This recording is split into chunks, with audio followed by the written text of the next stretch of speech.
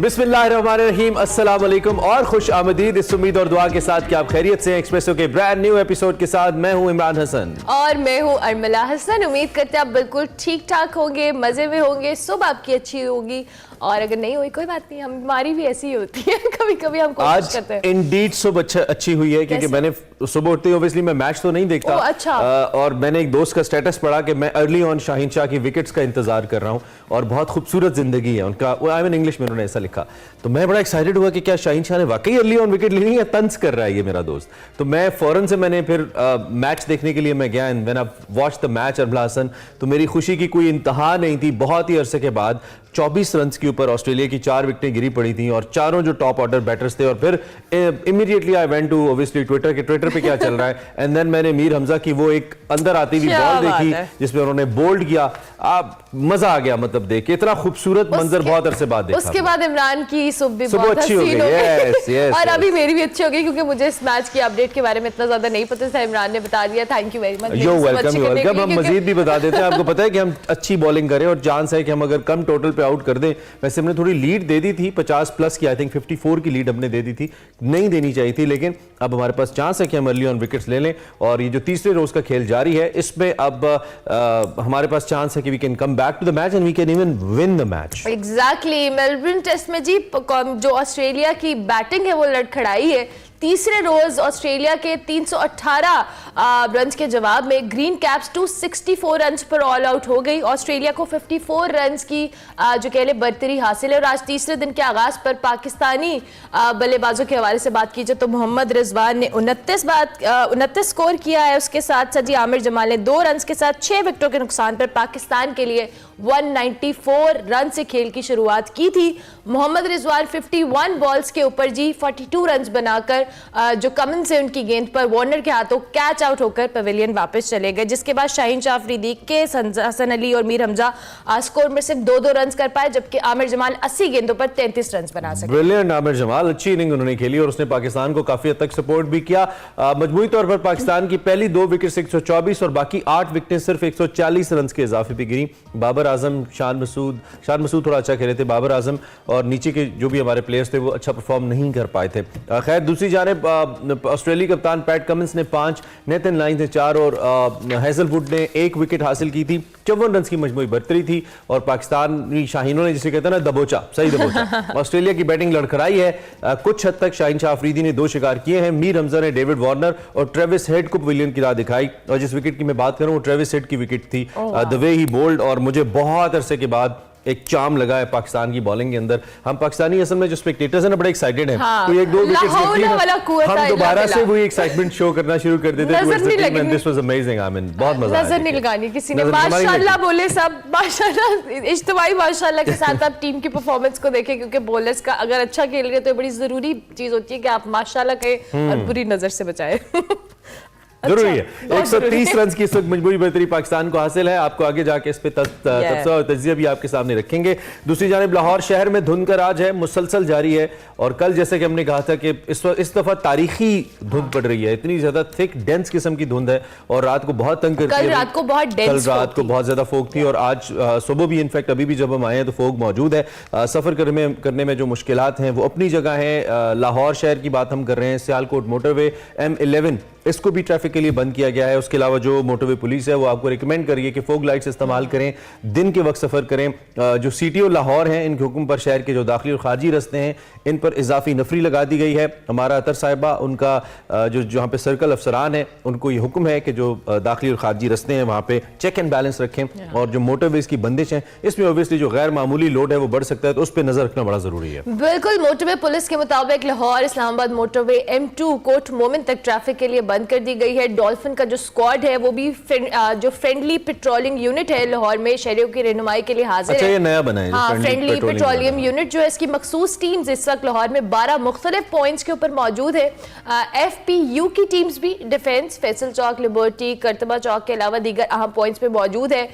Fog के हवाले से बात करें या स्मॉग के हवाले से तो दौरान स्ट्रीट क्राइम्स पर काबू पाने के लिए जो एंटी जो कह ले फोग टीम्स हैं उसमें FPU भी शामिल है और धुंध में दौरान ड्यूटी जो आपकी रिवॉल्विंग लाइट्स हैं हर सूरत ऑन रखें। शहरियों को शहर के जो अहम मार्केट्स हैं इसमें धुंध के बायस जो उसकी शिद्दत की वजह से स्नैचिंग छीना झपटी की रोकथाम के लिए ओवरऑल चेक एंड बैलेंस रखा जा रहा है और ये बड़ा जरूरी है। और महकमा मौसमियात ने भी मजीद मौसम जो है इसी तरह से ड्राई और ठंड रहने के हवाले से इतला दी है कि आइंदा 2-3 रोज तक बारिश के इम्कान तो नहीं है। अच्छा, क्योंकि मुझे कल सुबह आपको बताया था मुझे एयरपोर्ट जाने का इत्तेफाक हुआ, तो मैंने एक चीज बड़ी शिद्दत से महसूस की और मैं इंतजामिया की तवज्जो उस पर दिलाना चाहता हूँ कि जो रस्ते हैं क्योंकि दूर से साइन बोर्ड्स नजर नहीं आते, लोग इतने कंफ्यूज हो रहे थे अमला, क्योंकि रात को रास्ता पता नहीं चलता, फैमिलीज के साथ लोग होते हैं और ये छीना झपटी की वारदात हो सकती है, लेट नाइट फ्लाइट्स है लोगों की। तो वहां पे अगर मुख्तलिफ 2-3 डाइवर्जन्स के ऊपर अगर कुछ पुलिस एहलकार खड़े कर दिए जाएं, पुलिस मोबाइल्स पार्क कर दी जाएं, लोगों को रास्ता गाइड किया जाए कि आप यहां से जाइए। मतलब मुझे 3-4 जगहों पे इतनी सीरियस किस्म की ट्रबल, हालांकि ये वो एयरपोर्ट है जहां पे हम कई बार जा चुके हैं, समझ नहीं आता, तो लोगों के लिए ये बहुत जरूरी है कि ये होना चाहिए। ये एयरपोर्ट वैसे भी बहुत ज्यादा ट्रिकी है, लाहौर एयरपोर्ट आम दिनों में भी बहुत ट्रिकी और फोग में तो वैसे ही कुछ नजर नहीं आता। 3-4 चक्कर जब तक नहीं लगाते आपको, अगर आप पहली दफा जा रहे हो तो आपको समझ नहीं आती कि आपने डिपार्चर कहां से और and friendly speaking, sorry to CTO and all the police officials, मुझे तो इस पूरी रात के अंदर सिवाय उन 2 ऑफिसर्स के जो कि रिंग रोड ब्लॉक करने के लिए वहां पे थे, उसके अलावा I haven't seen any police official मुझे कहीं पे नजर नहीं आए। एयरपोर्ट के अंदर ओब्वियसली एयरपोर्ट का स्टाफ था, सीए का, तो पुलिस को चाहिए कि ऐसी जगहों पे जहां पे डाइवर्जन है, रात को रास्ता समझने में मसला होता है, वहां पे एक आध मोबाइल अगर पार्क हो जाए लोगों को गाइड करने के लिए, तो आई थिंक ये 3-4 घंटे का मैटर होता है। 3-4 घंटे बाद तो सुबह हो जाती है और दिन के औकात में आप सफर करें वैसे ही कोशिश करें। और वैसे तो कल 11-12 बजे तक अच्छी खासी फॉग थी जो खुले इलाके हैं, तो लेकिन स्टिल मेक श्योर कि बी सेफ एवरीवन और हेलमेट्स का इस्तेमाल, फॉग लाइट्स का इस्तेमाल जरूर करें, क्योंकि आजकल फिर जो ट्रैफिक पुलिस है वो क्रैकडाउन करी है जो हेलमेट का इस्तेमाल नहीं करें, जिनके लाइसेंसेस नहीं बने हुए, मुख्तलिफ जगहों पे ये मामलात हैं। सो बी सेफ। आगे बढ़ते हैं जी प्रोग्राम में, और आपको पता है कि हमने सुबह सुबह क्रिकेट की बात कर ली, फिर हमने फॉग की या वेदर की बात कर ली, लेकिन अब हम क्या करने वाले हैं? अब हम डिफेंस की बात करते हैं। पाकिस्तान का दिफा यकीनी तौर पे नाकाबिल तस्खीर है। पाकिस्तान ने फतह 2 मिसाइल का कामयाब तजर्बा किया है, आपको ये खबर दे रहे हैं और अच्छी खबर दे रहे हैं, आपने यकीनी तौर पे देखा भी होगा। पाकिस्तान ISPR के मुताबिक जो फतह 2 मिसाइल है इसमें मुख्तलिफ पैरामीटर्स को चेक किया गया है। ये मिसाइल 400 किलोमीटर तक हदफ को निशाना बनाने की, कामयाबी से निशाना बनाने की सलाहियत रखता है। ये कामयाब तजर्बा हुआ है और इस मुशाहिदे के मौके पर जो मुसल्लह अफवाज के सीनियर हुकाम थे, साइंटिस्ट थे जिन्होंने इसके अंदर अपना रोल प्ले किया, वो मौजूद थे। सदर और वजीर आजम ने अस्करी क़यादत को इस कामयाब तजर्बे पर मुबारकबाद दी है और हम आपको स्क्रीन पे फतह 2 की कामयाबी का और कामयाबी से दागे जाने का जो मंजर है ये आपको दिखा भी रहे हैं और ये पैगाम दे रहा है दुश्मन को कि अगर आप पाकिस्तान की जानिब मैली आंख से देखेंगे तो पाकिस्तान का दिफा यकीनी तौर पर नाकाबिल तस्खीर हाथों में है इंशाअल्लाह। अच्छी खबर है, हमने कहा आपको अच्छी खबरें दें, cricket to folk to the defence and now बीच में अच्छी खबर नहीं थी डिफेंस के। अब आपको इलेक्शन की खबरें दें। इलेक्शन वो बस नॉर्मल खबरें वो भी अच्छी खबरें हैं कुछ लोगों के लिए, कुछ लोगों के लिए नहीं भी हैं। बड़ी खबर, बड़ी खबर।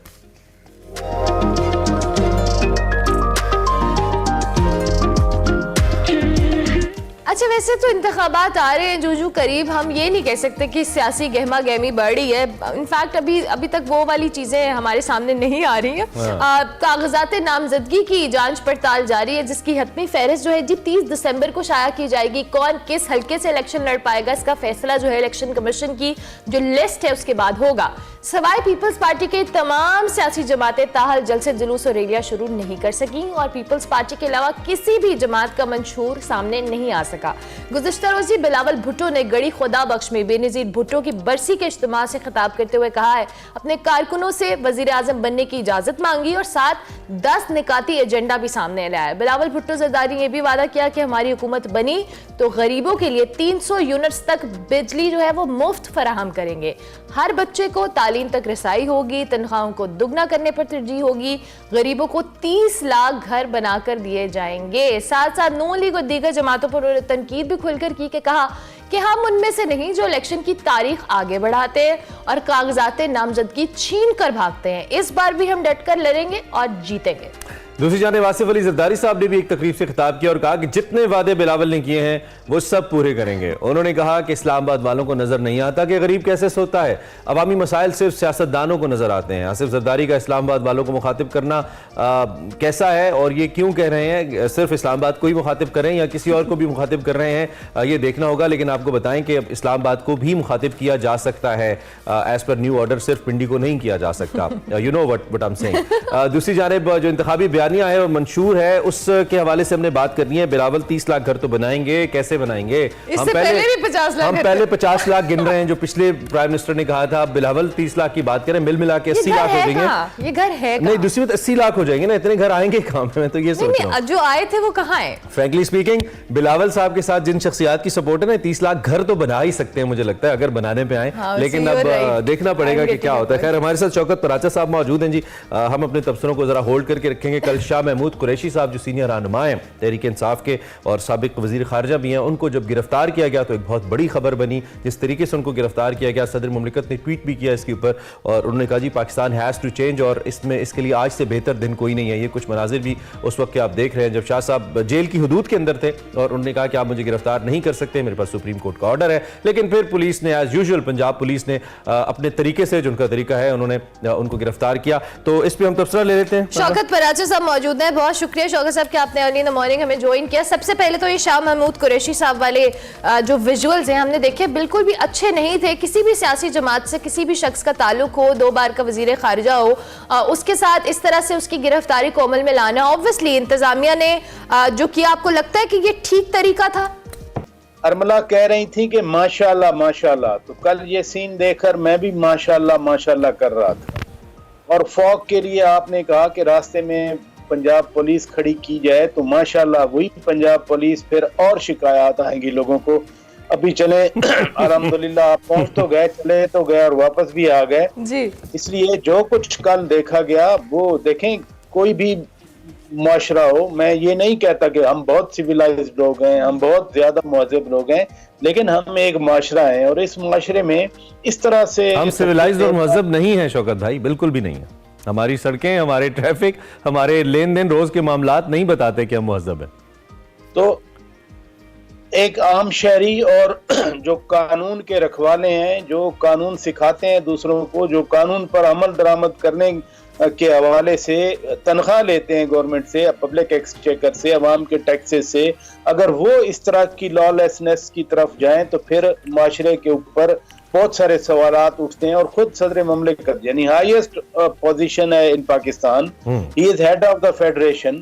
अगर हेड ऑफ द फेडरेशन इस बात पर कंसर्न शो कर रहे हैं, तहफ़्फ़ुज़ात का इजहार कर रहे हैं, तो फिर कम अज कम कल जो वाक़या हुआ उस हवाले से जरूर सोचा जाना चाहिए कि हम क्या कर रहे हैं। अभी हम सारा दिन हम मीडिया पे बैठते हैं कि 2017 में पीटीआई क्या कर रही थी, 2018 में क्या कर रही थी। कल मैं देखता रहा, कंपैरिजन चल रहे थे कि मियां शहबाज शरीफ के साथ क्या किया, मरियम के साथ, मरियम नवाज शरीफ साहिबा के साथ क्या किया गया। अगर उनको बुनियाद बनाकर फिर वही करना है तो यकीन रखें फिर जब ये अगली बार आएंगे तो फिर ये यही करेंगे। तो ये जो टिट फॉर टैट का एक माहौल चलता रहेगा, उसमें फिर ना कमी आएगी और ना खत्म होगा। और आज के हुक्मरान गुज़श्ता हुक्मरानों के साथ करेंगे और आज के हुक्मरानों के साथ आने वाले हुक्मरान करेंगे।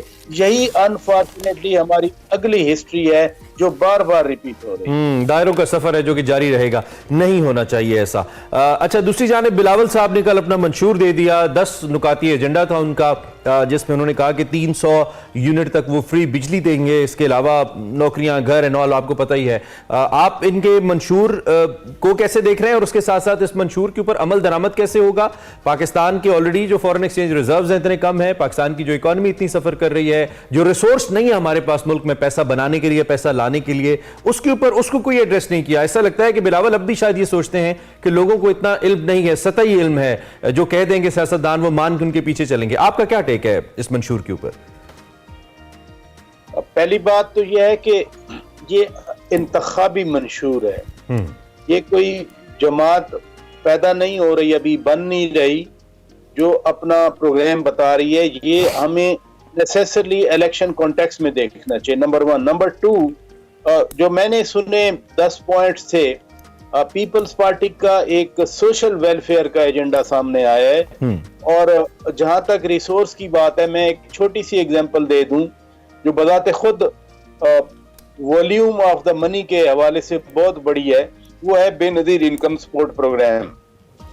400 अरब रुपया इस प्रोग्राम का हिस्सा बना है और दुनिया भर में इसकी तारीफ की जा रही है। और जो फाइनेंशियल इंस्टीट्यूशन हैं ग्लोबल, वो इसको बाकायदा फंड कर रहे हैं। तो रिसोर्स अपनी जगह पे, लेकिन जब अगर वाकई रियासत या कोई हुकूमत या कोई सियासी जमात जो इक़्तिदार में हो, चाहे वो कोalition में हो, क्योंकि जब बेनज़ीर इनकम सपोर्ट प्रोग्राम शुरू किया गया था तो पीपल्स पार्टी के पास 172 में से 100 के पास 127 थी, बाकी तो कोalition गवर्नमेंट थी। फिर उसी PISP को कंटिन्यू करना पड़ा PMLN की 5 साल की हुकूमत को और 3.5 साल की PTI को हुकूमत को, ये प्रोग्राम चलता रहा। तो इसलिए कल जो बिलावल भुट्टो जरदारी ने बेशक 300 यूनिट की बात की मुफ्त देने की, तो वो सोलर प्रोसेस के जरिए था। वो ये जो हम ये जो मतलब सूरज निकलेगा तो मिलेगी। सूरज तो निकलता है पाकिस्तान में, असल में कोई फॉग इतना ज्यादा लाहौर में है गुज़श्ता 1.5 महीने से कि अब शायद आप भूल गए कि लाहौर के सूरज निकलता नहीं, बहुत सूरज निकलते हैं। और देखें ये इनएफिशिएंसी है हमारे दुनिया से। अच्छा चौधरी भाई, एक बड़ा अहम सवाल है इसमें, मुख्तलिफ दुनिया के अंदर, जैसे हम भारत की मिसाल ले लेते हैं, बहुत बड़ी जमहूरियत है वहां पे, हम दीगर जगहों की बात कर लेते हैं। लोगों के पास, पार्टीज के पास एक मॉडल होता है दिखाने के लिए as per there previous performance. हमारे पास भी 3 बड़ी पार्टीज हैं, क्या तीनों के पास जो मॉडल है दिखाने के लिए, जैसे मैं केपी में हो सकता है तहरीक इंसाफ हो या उनके पास पंजाब भी रहा है, फिर इसी तरह पंजाब नून लीग के पास भी रहा है, सिंध पीपल्स पार्टी के पास रहा है, किस पार्टी के पास ज्यादा स्ट्रांग मॉडल है अपनी तारीख दिखाने के लिए? वो बिल्डर्स होते हैं ना, कहते हैं देखें ये प्रोजेक्ट, ये बिल्डिंग हमने बनाई है इसलिए आप हमारे साथ पैसा लगाएं। तो इन पार्टीज के पास किसके पास सबसे स्ट्रांग मॉडल है to show, to convince the voter कि हमने देखें ये किया और अब हम ये करके दिखाएंगे? पार्टी नंबर 1 के पार्टी ने कुछ किया, नंबर 2 फिर पब्लिक परसेप्शन किया है। हमें इन दोनों चीजों को क्लब करके देखना है। तीनों जो बड़ी सियासी जमातें हैं, ऐसी भी बात नहीं है कि उनकी कारकर्दगी को खुदा न खास्ता बहुत मायूस कौन हो। मसलन PMLN की बात करूं, आजकल तो खैर अगेन फॉग है, मोटरवे बंद है पेशावर से लेके सखर तक, और हैदराबाद वाला भी बंद रात को M11 मैंने सुना।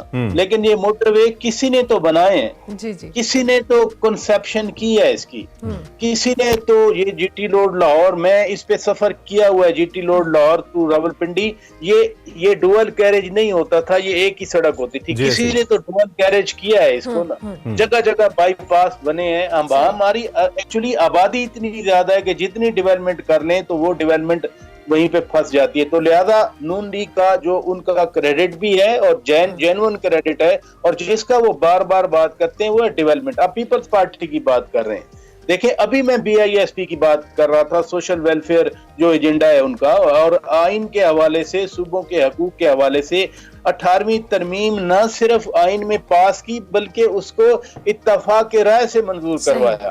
और बलूचिस्तान को जो वैसे फेडरल फंड है वो टोटल 12 अरब रुपए है, लेकिन जो इस NFC से जा रहा है अभी उसी 18वीं तरमीम के अंडर पिछले साल 515 अरब रुपया उनको मिला।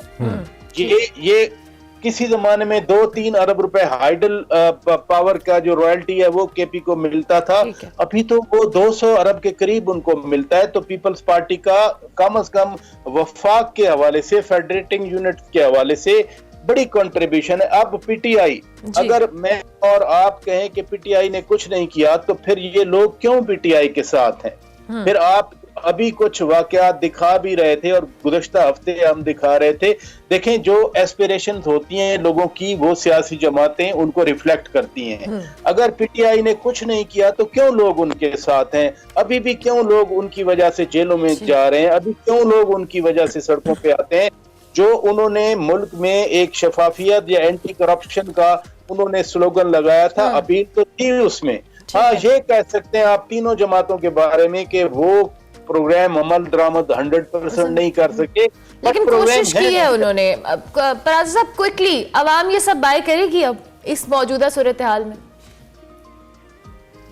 अगर अनप्रेसिडेंटेडली 28,000 एप्लीकेशन आ गई हमारी असेंबलियों के लिए, कागजात नामजदगी की बात कर रहा हूँ, और लोग, कल जलसा था, फॉग था, अल्लाह मगफरत फरमाए, गंबट के करीब वो कुछ वर्कर पीपल्स पार्टी के वो जहां भाग हो गए।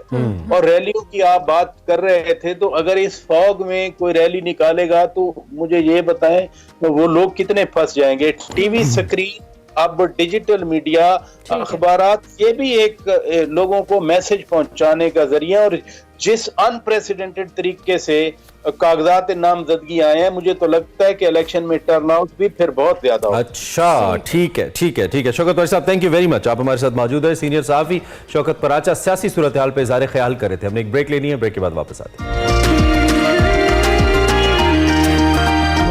Welcome back to Expresso. इस वक्त मेलबर्न क्रिकेट ग्राउंड के अंदर पाकिस्तान वर्सेस ऑस्ट्रेलिया दूसरा टेस्ट मैच जारी है। 3 मैचों की सीरीज का ये दूसरा मैच है। पाकिस्तान की टीम ने कंपैरेटिवली बेहतर परफॉर्म किया। इस वक्त 96 रन बनाए हैं ऑस्ट्रेलिया की टीम ने, जबकि उनके 4 खिलाड़ी आउट हुए हैं। मजमूई तौर पर तकरीबन बिल्कुल, बल्कि इनफैक्ट 150 रन की बर्तरी हासिल हो चुकी है। 54 रन की बर्तरी पहली इनिंग्स में ऑस्ट्रेलिया को पाकिस्तान पे हासिल थी। इस वक्त जो सूरत हाल है, इस पर भी हमने बात करनी है। पाकिस्तान ने अर्ली ऑन विकेट्स तो ले ली। क्या पाकिस्तान एक छोटे मजमूए तक रिस्ट्रिक्ट कर पाएगा ऑस्ट्रेलिया को, और फिर हम तकरीबन 1994-95 के बाद हिस्ट्री क्रिएट कर पाएंगे ऑस्ट्रेलिया को ऑस्ट्रेलिया के अंदर हराने की? इसी पे हमने बात करनी है। अब्दुल माजिद भट्टी साहब हमारे साथ मौजूद है। Thank you very much Abdul Majid Bhatti sahab for joining us in Expresso. कैसे हैं आप? ठीक ठाक है जी, बहुत शुक्रिया उर्मिला और इमरान, आपको सुबह खैर। Good morning. अच्छा भट्टी साहब, ये जो अभी इमरान बड़े ऑप्टिमिस्टिक चल रहे हैं, सुबह से शाहीन शाह अफरीदी की जब से इन्होंने विकेट्स देखी हैं उसके बाद मीर हमजा की भी ये बड़े होपफुल है कि पाकिस्तानी टीम आज कमाल करेगी। तो आपको लग रहा है ये कमाल और इमरान की उम्मीदों पे पूरा उतरेगी? देखें, एज ए पाकिस्तानी तो मेरी भी वही ख्वाहिशात हैं जो इमरान की हैं, लेकिन अब इस टीम का भरोसा नहीं है कि चौथी इनिंग्स पाकिस्तान ने खेली, और ये पिच बहुत बैटिंग के लिए आसान नहीं है। इब्तिदा में जिस तरह पाकिस्तान के बॉलर्स ने ऑस्ट्रेलिया को मुश्किल डाली है, तो अब असल इम्तिहान जो है वो पाकिस्तान की बैटिंग का है। लेकिन मेरे ख्याल में नामुमकिन तो क्रिकेट में कोई चीज नहीं है, लेकिन आसान नहीं है। ये एक मुश्किल चीज है। अब देखना ये कि अभी तो 4 ही आउट हुए हैं, बकिया 6 विकेटें हासिल करते करते अगर कहीं 100 रन ऑस्ट्रेलिया और बना गया तो मेरा ख्याल 250 रन तो फिर तकरीबन नामुमकिन हो जाएंगे इस पिच पे। अच्छा, तो इसका मतलब ये है कि अभी हम खुशी जो है वो हमारी इस वक्त नहीं, थोड़ी उसको फेड आउट कर दिया। बिल्कुल ठीक है। थोड़ा सा अच्छा रिदम हमें जो नजर आया, मतलब मेरे लिए तो जैसे कि मैंने अर्ली ऑन प्रोग्राम में भी कहा कि 26 रन के ऊपर 4 टॉप ऑर्डर बेहतरीन बैटर्स का आउट हो जाना और फिर अच्छी पेस के साथ विकेट्स उड़ाना, जिस तरह से ट्रेविस हेड की विकेट ली, I mean that was amazing. एक अच्छा कलर तो नजर आया है। ये कितना खुशाइंद है, खासतौर पर शाहीन के पॉइंट ऑफ व्यू से मैं पूछ रहा हूँ, जो काफी अरसे से ऑफ कलर हैं भट्टी साहब। देखें, शाहीन का फॉर्म में आना, रिदम में आके बॉलिंग करना, ऊपर से विकेट लेना, ये पाकिस्तान क्रिकेट के लिए अच्छी खबर है, क्योंकि तकरीबन 3-4 महीने से हमने देखा है वर्ल्ड कप में, इससे पहले फिर ये जो पहला टेस्ट मैच हुआ, शाहीन बिल्कुल ऑफ कलर थे। लेकिन अब शाहीन अच्छी फॉर्म में आए। देखें, मीर हमजा ने जिस तरह की बॉलिंग की, हालांकि उनकी स्पीड ज्यादा नहीं है, लेकिन हमारे यहाँ जो एक बार बार वर्ल्ड कप से एक चीज मीडिया पर डिस्कस हो रही है कि मीर हमजा वो प्लेयर हैं जिन्होंने पाकिस्तान में डोमेस्टिक क्रिकेट और फर्स्ट क्लास क्रिकेट खेली हुई है। इससे पहले खुर्रम शहजाद को हमने देखा, आमिर जमाल जो हैं वो भी फर्स्ट क्लास क्रिकेट खेल कर आए। तो देखें, एक बात तो ये तय होगी कि वो लड़के अब बड़ी क्रिकेट में, चाहे वो टेस्ट हो, वनडे हो, T20 क्रिकेट हो, वो सक्सेसफुल हैं जो फर्स्ट क्लास क्रिकेट खेल रहे हैं। लेकिन पाकिस्तान के बॉलर्स ने वाकई अच्छी बॉलिंग की है। और मैं मौजूद था 2010 में सिडनी में, जब तकरीबन पाकिस्तान मैच जीतने की पोजीशन में आ गया, फिर तकरीबन इसी तरह की पोजीशन थी। फिर वो कामरान अकमल की जो फेमस स्टंपिंग्स उन्होंने मिस किए, कैचेस मिस किए, जिसकी वजह से पाकिस्तान टेस्ट मैच हार गया। लेकिन उम्मीद है कि चले पाकिस्तान, अगर पहले तो दुआ है कि अल्लाह करे कि मैच जीत जाए। अगर खुदा न खास्ता मैच हारता भी है और लड़कर हारता है तो मेरे ख्याल लोगों को नाराजगी नहीं होगी, बुरा नहीं लगेगा। भट्टी साहब, अभी आपने ढके छुपे अल्फाज में कहा कि उम्मीदें अपनी कंट्रोल में रखें, क्योंकि पिछली दफा भी ऐसे ही मैच की सिचुएशन थी और पाकिस्तान हार गया था, तो लिहाजा इतना ऑप्टिमिस्टिक होने की जरूरत नहीं है। ये भट्टी साहब ने, ये मुझे इनसाइड। अच्छा, एक बड़ी इंपॉर्टेंट बात भट्टी साहब ने कैचेस के हवाले से की। इतनी मेहनत करता है एक बॉलर टेस्ट क्रिकेट के अंदर विकेट निकालने के लिए, बड़ी एफर्ट लगती है, और फिर जाके कहीं आप एक विकेट लेते हैं और कामयाब विकेट लेते हैं, फिर उस पर आपका कोई फील्डर कैच मिस कर दे, जैसे अब्दुल्ला ऑफ एंड ऑन ये किए चले जा रहे हैं। अपने पहले वाली भी इनिंग के अंदर जो उन्होंने कैच मिस किया था वार्नर का, उस पर भी उन्होंने खुद ही कहा कि जी नहीं होता तो सूरत हाल मुख्तलिफ होती। इसका क्या करें? ये जो अचानक से बॉलर बेचारा इतनी मेहनत करके एक विकेट बनाता है, जिसे कहते हैं विकेट निकलती है और फिर वो कैच ड्रॉप हो जाता है, कुछ ऐसा, इस पर आप क्या कहेंगे? देखिए इमरान साहब, ये काफी अनफॉर्चुनेट है। वर्ल्ड कप में भी हमने देखा, हमने काफी क्रूशल कैचेस वहां भी ड्रॉप किए।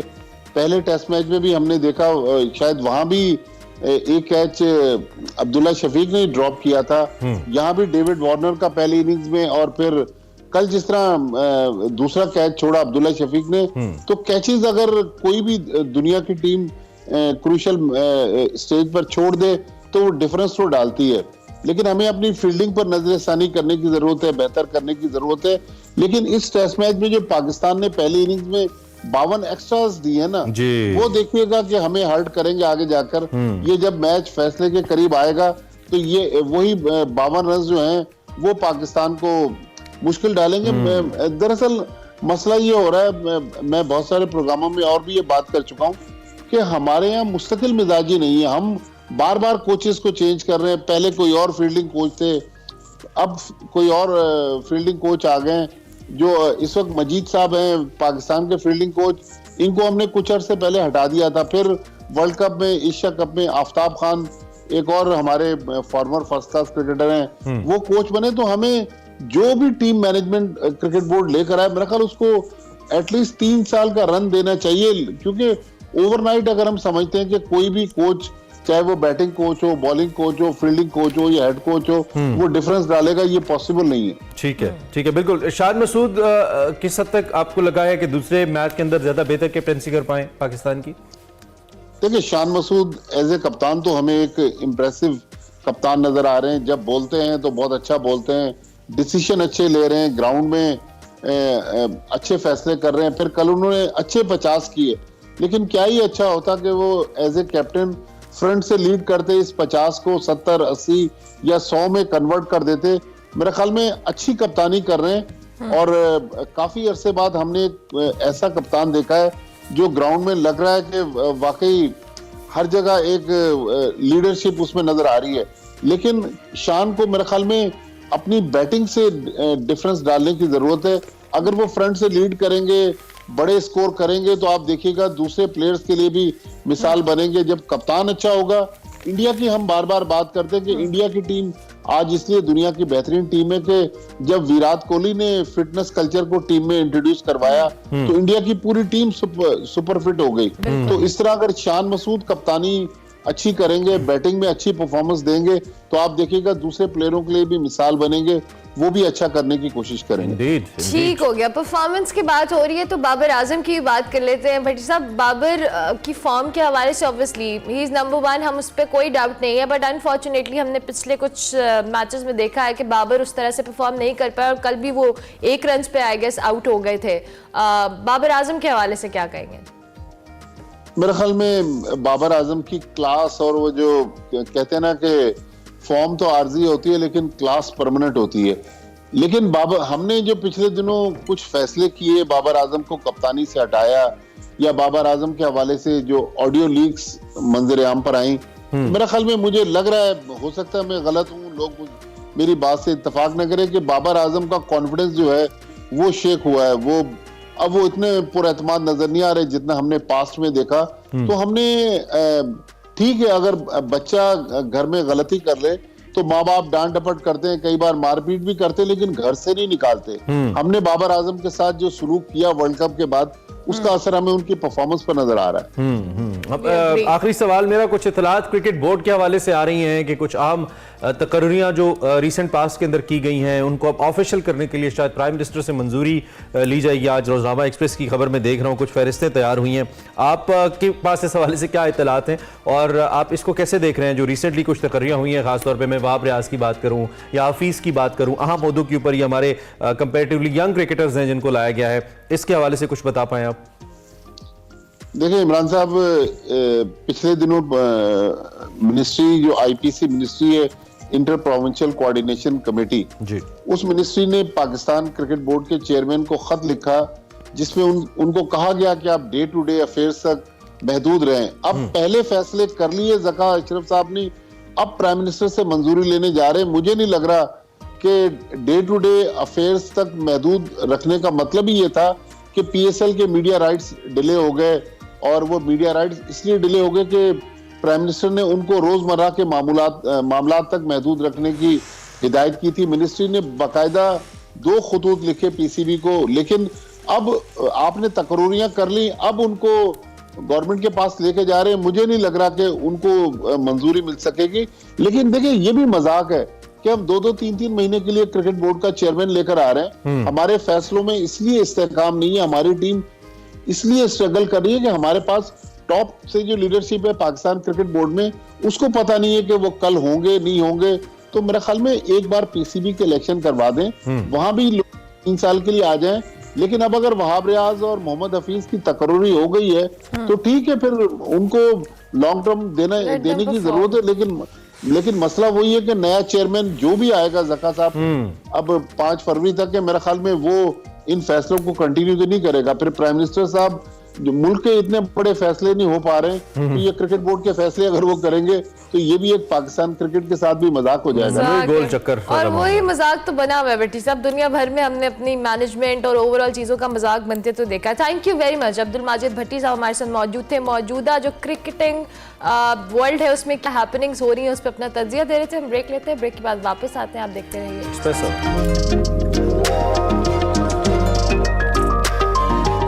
Welcome back to Expresso. इंतखाब तो 8 फरवरी को होने हैं, लेकिन उससे पहले हमारी ये कोशिश जारी है। हम मुख्तलिफ हलकों में जाकर लोगों से बात कर रहे हैं, पूछ रहे हैं, माइंड सेट जानने की कोशिश कर रहे हैं कि लोग क्या सोच रहे हैं। आज सिकंदर बट तड़के में एक और अहम हलके के अंदर हैं, बहुत अहम हलके के अंदर हैं, और लोगों से पूछ रहे हैं कि वो वोट किसके लिए करेंगे। दिखाते हैं हम। अस्सलाम वालेकुम। एक्सप्रेसो की सुबह तड़के के साथ मैं हूं सिकंदर बट। मैं मौजूद हूं इस वक्त लाहौर के हलका PP 160 में, कि जहां से मुस्लिम लीग नून की नायब सदर मरियम नवाज शरीफ इलेक्शन लड़ रही हैं। अब हम यहां पर करेंगे एक वर्बल पोल के जरिए इलेक्शन सर्वे और जानेंगे पब्लिक पल्स क्या बोलती है। मेरे साथ रहिएगा।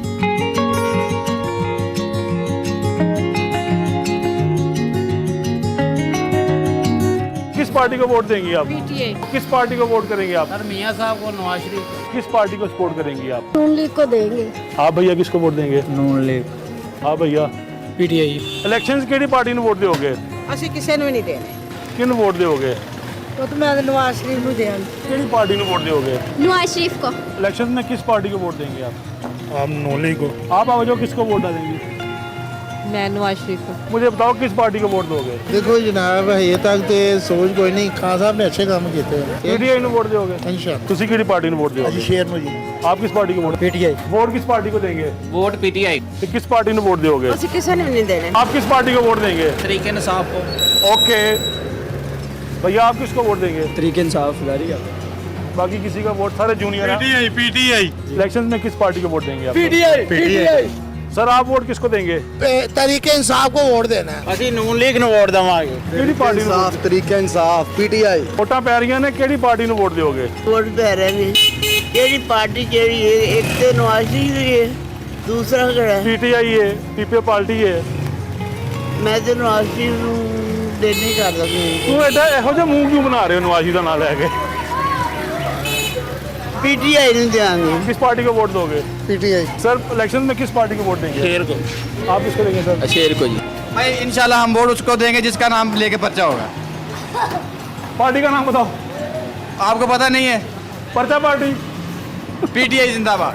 हाँ, तो वैसे किस पार्टी को पसंद करती हैं आप? पीपल पार्टी को। People party. ਤੁਸੀਂ ਕਿਹਨੂੰ ਵੋਟ ਪਾਓਗੇ, ਕਿਹੜੀ ਪਾਰਟੀ ਨੂੰ? पीटीआई। ਹੈ पीटीआई। ਅਸੀਂ नून लीग ਨੂੰ।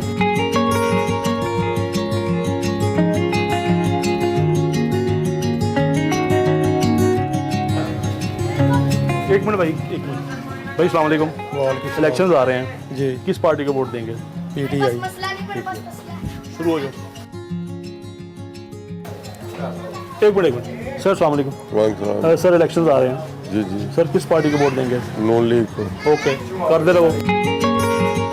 इलेक्शन आ रहे हैं, किसको वोट करेंगे? कोई ऐसा तो है नहीं जिसको वोट करे। कोई मुल्क के लिए बेहतरी कोई करता है। आपने आज से पहले वोट तो दिया होगा, पहले तो नवाज शरीफ को ही दिया। और इस बार आप किसको देंगे वोट? अब देखेंगे कि कौन मुल्क के लिए बेहतर है, फिर सोचेंगे कि किसको देंगे। सिर्फ 1 महीना 15 दिन रह गए, आपने सोचा भी नहीं अभी तक? वैसे तो नवाज शरीफ को ही देंगे। सर आप इसी इलाके में रहते हैं? जी जी वोट भी आपकी इधर ही बनी हुई है? जी जी जी सर इस इलेक्शन में किसको वोट देंगे आप? खां को वोट देंगे। इधर ही रहते हैं आप? जी, जी। इलेक्शन में किस पार्टी को वोट देंगे आप? वोट हम पीटीआई को देंगे इंशाल्लाह। किस पार्टी को वोट देंगे आप? नून लीग को। किस पार्टी को वोट देंगे आप? हम देंगे पीटीआई को। ओके जी, आप किसको वोट नहीं दोगे? आपका तो बना ही नहीं होना। इलेक्शंस आ रहे हैं जी सर। तो किस पार्टी को वोट करेंगे? मैं इंशाल्लाह को सपोर्ट कर रहा हूँ। पार्टी का नाम बोलें। पार्टी का नाम पीटीआई। तो केड़ी पार्टी ने वोट दोगे? किसी को भी नहीं, ये कौन सी पार्टी है? जो भी कोई आता है अपना ही करता है, हमारे लिए तो कोई भी नहीं आ रहा। सर इलेक्शन आ रहे हैं बड़े हो जी जी ते किन वोट करोगे? पीटीआई को देंगे। इलेक्शंस आ गए, किसको वोट कर रही? पीटीआई। ओके, किस पार्टी को आप सपोर्ट करेंगे? किसी को भी नहीं, वजह नहीं दूंगी। सिस्टम से मायूस हैं आप? यस। किसको वोट कर रहे हैं आप? तरीके इंसाफ को। तहरीके इंसाफ इंसाफ को। ओके जी सर। माई अस्सलाम वालेकुम, वोट किन दे रहे हो पार्टी नू? माई शर्मा गई है हमारी बहन। अस्सलाम वालेकुम स्मार्ट बॉय। सर इलेक्शन आ रहे हैं, ये किस पार्टी को वोट दे रहे हैं आप? पीटीआई। ओके, इलेक्शन आज किन वोट दोगे? पीटीआई को। किस पार्टी को आप सपोर्ट करेंगी? शेर को। इलेक्शंस में किस पार्टी को आप सपोर्ट करेंगे? पीटीआई। सर इलेक्शंस में किस पार्टी को वोट करेंगे आप? किस पार्टी को वोट करेंगे आप? पीटीआई। किस पार्टी को वोट करोगे? PTI of course. किस पार्टी को वोट देंगे आप? तो मेरा ख्याल है कि नून लीग इज सुपीरियर। ओके, आप भैया? हम न्यूट्रल। आप? मैं किसी को नहीं देना चाहता। आप बेटा चांद पे वापस चले जाओ, यूनिफॉर्म पहना हुआ है।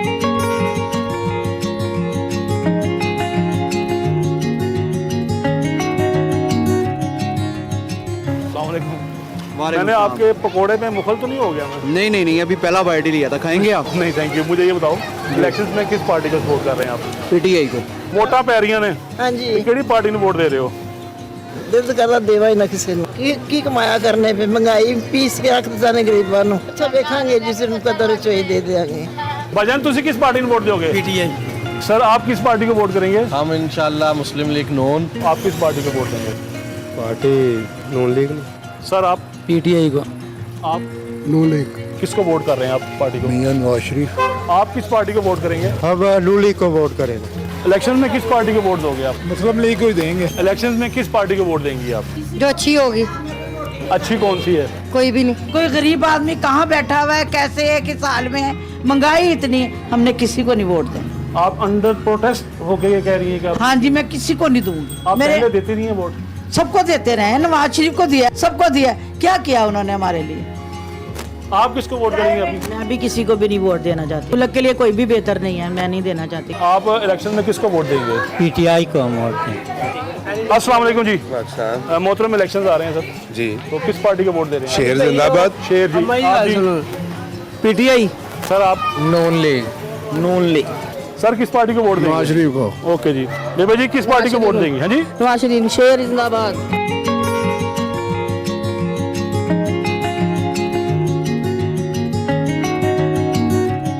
आप इस इलेक्शन में किस पार्टी को वोट करेंगे? नवाज शरीफ। अस्सलाम वालेकुम भैया, इस यहीं रहते हो? किस पार्टी को डालोगे? पार्टी का नाम लो। पीटीआई। आप? पीटीआई। इलेक्शन आ गया है, की करिए, वोटा किन दोगे? जितने दिल की तदियां दे। पीटीआई। इलेक्शन में किस पार्टी को वोट देंगे आप? तो नून लीग को देंगे। आप मुझे बताएं, इलेक्शन में किस पार्टी को सपोर्ट करेंगे आप? इंशाल्लाह पीटीआई को। आप किसको सपोर्ट करेंगे? मुझे नहीं पता। आप वैसे किसको वोट करेंगे? Vote for PTI. किस पार्टी को वोट करो? पीटीआई को। आप? पीटीआई जिंदाबाद। इलेक्शंस में किस पार्टी को वोट करेंगी आप? मैं किसी को क्या वजह क्या होगी? मुझसे नहीं पूछते।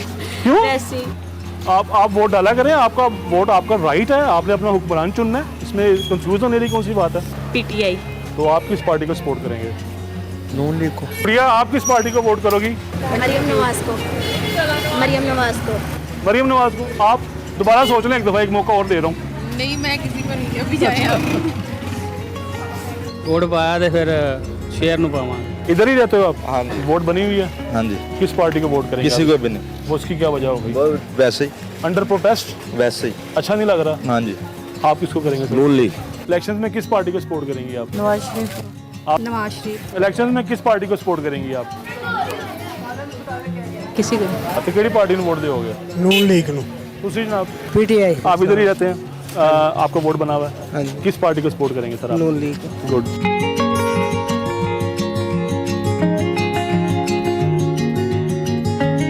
तो तो ये था लाहौर के हल्का PP 160 में होने वाले इलेक्शन के बारे में पब्लिक सर्वे पोल। मुझे दीजिए इजाजत, अल्लाह हाफिज। Welcome back to Expresso. Programme के दूसरे हिस्से में आपको खुशामदीद कहेंगे। सेगमेंट है सफर शर्त, जो आपको दिखाना है। आज वकार अहमद मलिक साहब बता रहे हैं गिलगित बल्तिस्तान में पत्थर की हांडी में गोश्त गोरकन कैसे बनता है। हम ही देखते हैं, अभी देखिए।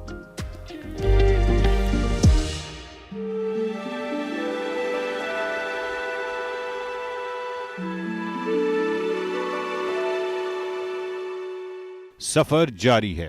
गिलगित बल्तिस्तान में गोरकुन एक मशहूर डिश है। पत्थर की हांडी में गोश्त पकाने का कदीम तरीक़ाकार क्या था?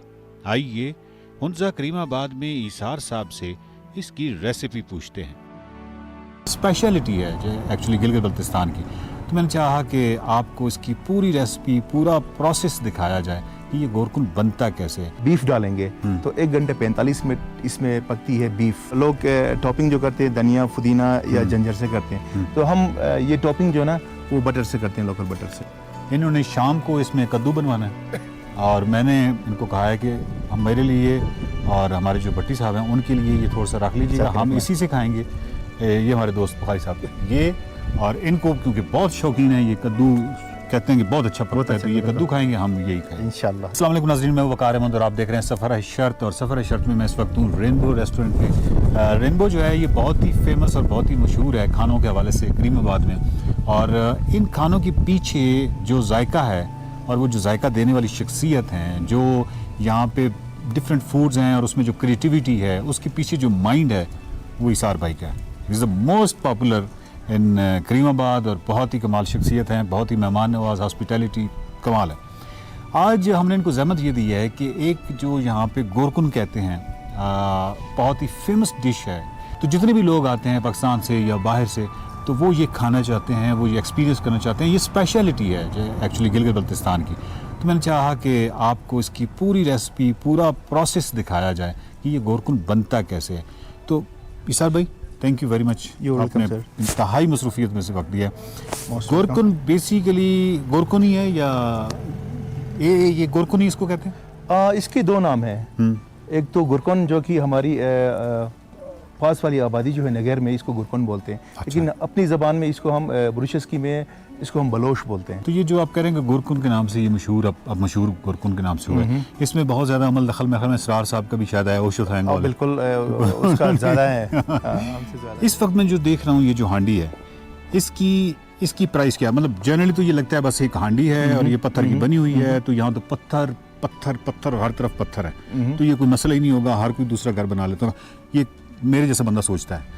लेकिन इसकी प्राइस क्या है और ये क्या है, किस तरह बनती है? सर लोग कह रहे हैं ये एक पत्थर है, लेकिन ये पत्थर ये है कि नायाब पत्थर है, जिसको जो पहले माइनिंग होती है, माइनिंग होने से पहले ये पत्थर निकलता है, बिल्कुल हल्की सी पत्थर होती है। इसको फिश धन कहते हैं, एक दो बलोच धन कहते हैं, ठीक है। इसके 2 नाले हैं, एक तो हमारा शीशफर नाला है, दूसरा इस कर्दों में ये पाई जाती है, और फिर वहाँ से हम लेके आते हैं। अगर यही वाली लेना चाहूँ तो क्या प्राइस? ये आपको बिल्कुल फुली डिस्काउंट करके आपको 25,000 में मिलेगी।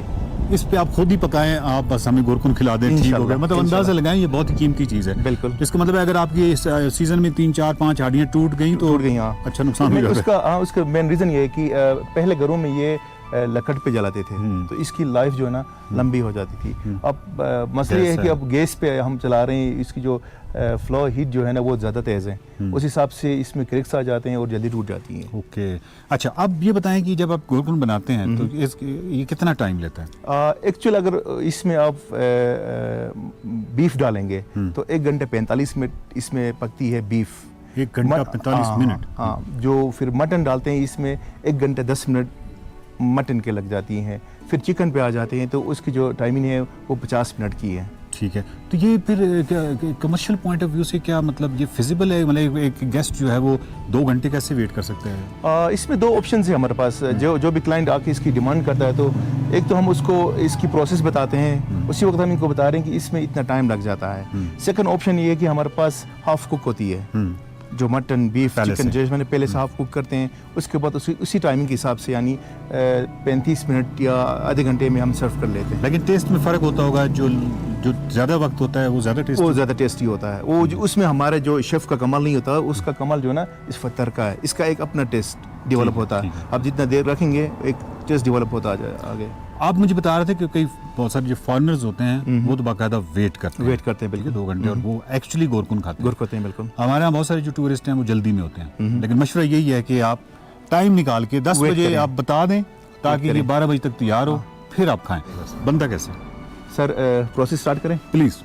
सबसे पहले हम लेंगे इसमें घी इस्तेमाल, लोकल जो है ना लोकल घी इस्तेमाल कर लेंगे। ये बिल्कुल देसी घी है। बिल्कुल। इसके साथ थोड़ा सा कुकिंग ऑयल यूज़ कर लेंगे। ओके ठीक है। ये आपने घी, ये हमारा शेफ प्रॉपर शेफ है शाहिद भाई।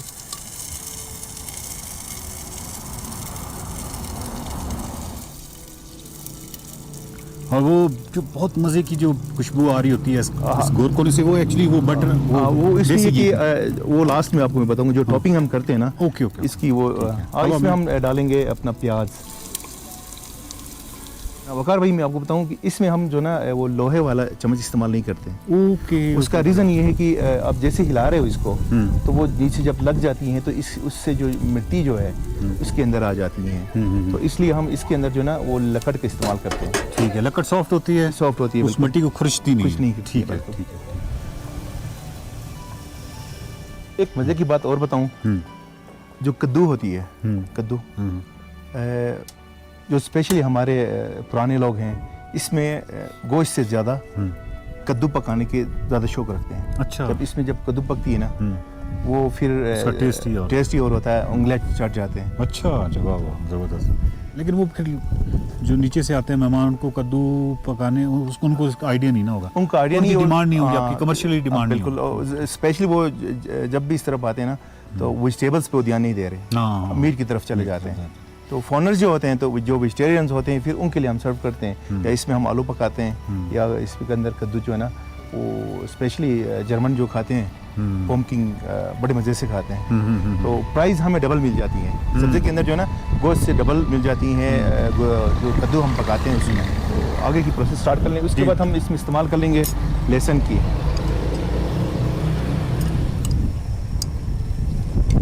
और जंजर को हम कूटते नहीं हैं, उसका एक ये रीज़न ये है कि इसको जूलियन कटिंग कहते हैं हम। इसकी एक जो प्रोसेस है, ये जो है जंजर आपकी खाने के आखिरी तक ये जो ना बरकरार रहता है।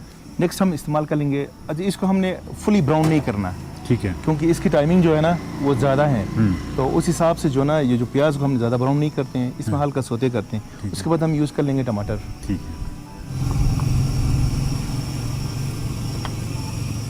तो कमर्शियली इसको करने के लिए फिर आप तो एट अ टाइम जब बहुत ज़्यादा ऑर्डर्स आते हैं तो फिर डिफरेंट जगहों पे हांडियाँ इस तरह रखी होती हैं, क्या करते हैं? हमारे पास इसके कोई 14 हांडियाँ हमारे पास पड़ी हैं। लेकिन ज़्यादातर हाफ kg 2 kg 3 kg के हिसाब से होते हैं। ओके। तो 3 kg होती है, हम बड़े वाले में पकाते हैं। ठीक ठीक। तो 2 kg जो ना वो फिर छोटे में पकाते हैं। ये कितने तो डिमांड की तरफ ये 2 kg की है। ये क्या है? ये हमारा ज़ीरा, ज़ीरा है, हल्दी है, और ये दड़े मिर्च है, इसके अंदर फिर नमक है, और ये मिक्स मसाला इसके लिए जो इस्तेमाल होता है। ठीक ठीक ठीक ठीक। ये जो गोरकुन है जो आप अपने लिए बनाते हैं उसमें शायद इतनी मिर्च या कम मिर्च इस्तेमाल बिल्कुल बिल्कुल आप सही फरमा रहे हैं। इसमें हम मसाला कोई नहीं डालते हैं। ज़ीरा होती है हमारा, अगर लोकल अगर हम घरों में बनाएं तो इसमें ज़ीरा होती है, और इसके साथ नमक होता है, लहसुन अदरक ये इस्तेमाल करते हैं। उसके बिना कोई मसाला नहीं डालते। अच्छा, यानी मिर्च भी नहीं डालते? बिल्कुल मिर्च भी नहीं डालते हैं। फिर हम इसमें नमक ऐड करेंगे। उसके बाद जो मटन है, नमक जो है ये नॉर्मल है? हाँ नॉर्मल है। हाँ। ये जो वाइल्ड में घूमती हैं शीप्स हैं या बकरियां हैं, ये एक्चुअली उन्हीं का गोश्त है ना? उन्हीं का गोश्त, ये लोकल है। फार्म का तो हो नहीं सकता। फार्म का नहीं हो सकता, फार्मिंग यहाँ पे नहीं है। क्योंकि ये बकरियां और ये जो जानवर हैं ये पहाड़ों में, चरागाहों में, मुख्तलिफ जगहों पे चरते हैं, और बिल्कुल जिसको कहते हैं कि कंट्रोल्ड इन्वायरमेंट नहीं ना होती, जो जड़ी बूटियाँ खा जाती हैं। सही। इसी वजह से शायद इसका गोश्त, और जो यहाँ का जो गोश्त है शायद इसी वजह से उसका टेस्ट बहुत डिफरेंट और बड़ा एरोमा होता है।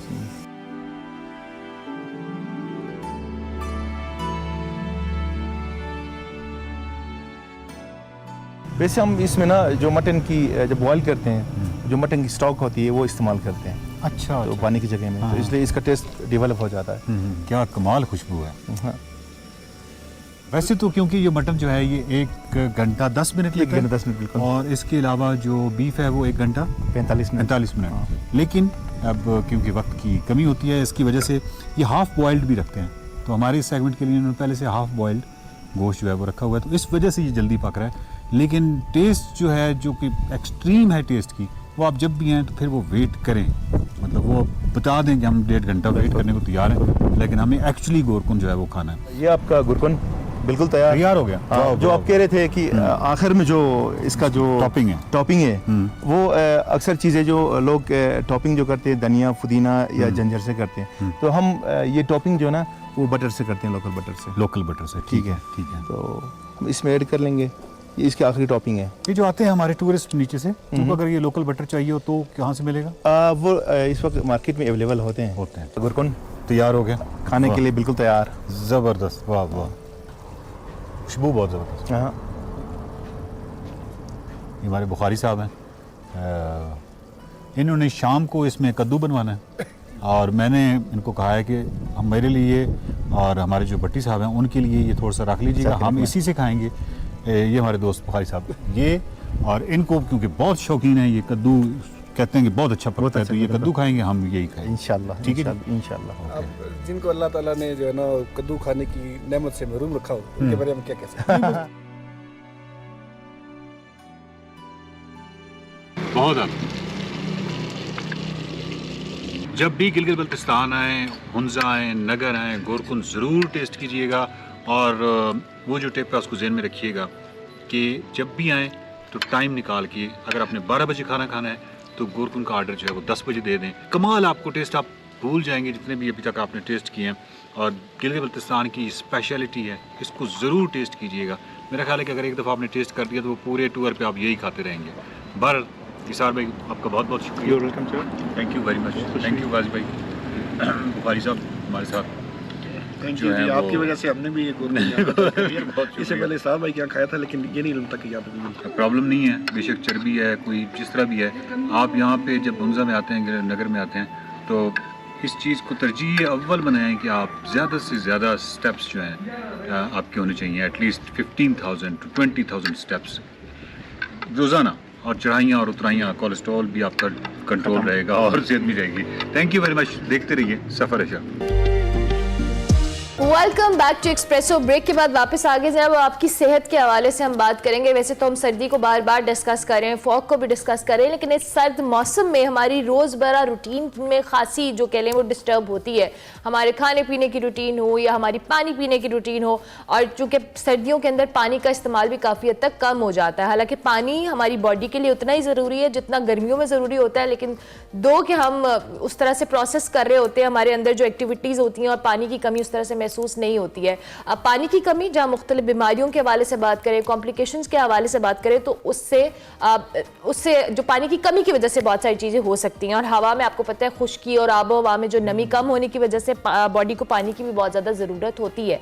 सर्दी के मौसम में जी पानी का इस्तेमाल जो करना चाहिए वो कितना होना चाहिए, हमारी बॉडी में पानी का इंटेक कितना होना चाहिए, और आपकी जो स्किन है या जिल्द है उसमें जो हाइड्रेशन लेवल है उसको बरकरार रखने के लिए कितना पानी इस्तेमाल करना चाहिए, आज हमने इसी पे बात करनी है।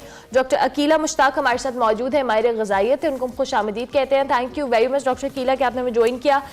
हम पानी के हवाले से बात करें जी, पानी की कमी हमारे बॉडी के अंदर ऑब्वियसली पानी उस तरह से हम इनटेक नहीं ले रहे होते सर्दियों के अंदर। अगर हम स्पेसिफिकली बात करें तो ज़्यादातर मसाइल को अगर आप डिस्कस करें बात के आगाज़ में, सबसे पहले तो बहुत ज्यादा इश्यूज आ रहे थे पानी ना इस्तेमाल करना। जब आपकी जितनी ग़िज़ा आप अपनी डाइट में डेली जिसको ले रहे होते हैं उससे ज्यादा अहम पानी की अहमियत होती है, क्योंकि अगर विंटर्स हो या समर हो, पानी आपकी बॉडी में जितना इंटेक करेंगे उतनी आप बीमारियों से दूर रहेंगे।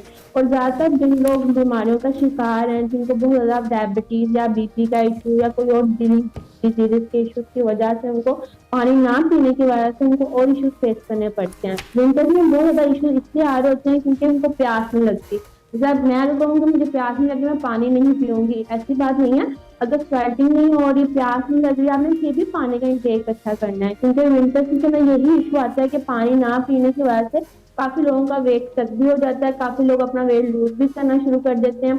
लेकिन ये सारी इश्यू तब आते हैं जब आप पानी सही तरीके से इस्तेमाल नहीं करते। बतौर न्यूट्रिशनिस्ट क्या कैजुअल पानी का आप लोग रिकमेंड करते हैं, खासतौर पे अगर हम विंटर्स की बात करें? विंटर्स के अंदर मैं मोस्टली पेशेंट को ये रिकमेंड करती हूँ कि पानी पर ज्यादा जोर देना पड़ता है, क्योंकि वो कहते हैं पानी नहीं पिया जाता, पानी नहीं पिया जाता, क्योंकि बार बार वॉशरूम जाना पड़ता है, ठंडा होता है, तो इस वजह से।